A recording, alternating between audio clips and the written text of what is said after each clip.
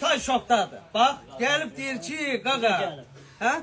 Deyir ki, hara gəldi, sarı gəldi. Evet. Gelip deyir ki qaqa bu Çitaydan neçə alırsan ki burada bizdən ucuz satırsan? Şok? Şokdasan?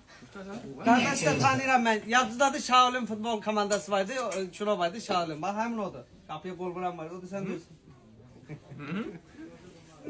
Kardeşler gelipler. Millet denen de kam denen. Hardan sızı denen oradan gelin Azerbaycan'a konak. No, why? Muğanlıdan sen? Kardeşler. Turistler come to Azerbaycan. Gelin buraya Express 20 yan var. Bak tüm dünya 20 yan var tanımaz. Express 30'du. 25 manat. Oh, yes.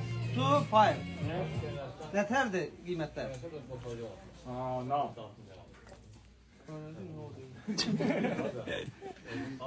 Thank you. 25 manata neterdi bunlar? Bak Thank 30 you. manat. Thank you. Sorry.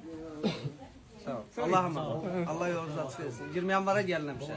Siz de bak bütün dünyadan cemaat durup gelir bura. Buradan bura sen durup gelebilirsen. Bak görsen. Sonra da desen ki öz milletimiz değil, öz milletimiz değil. Öz milletimiz pulkaşlayandı. Bir karnına bakır, bir paltarına ama buradan buraya 20 yanvara durup gelmiş. Bak şimdi desen başka şeye durun gelin gidelim oraya buraya ile geçeceğiz. Gelin bak hava işte bak 25 manata. 35 manata, 25 manata, 45 manata. Gödəkçələrimiz var. Durun De, gel. sipariş de vermişiz. Royal'ın bir patyerka varyantında Çitay'dan getireceğiz inşallah. Yeni bir. Sağ ol.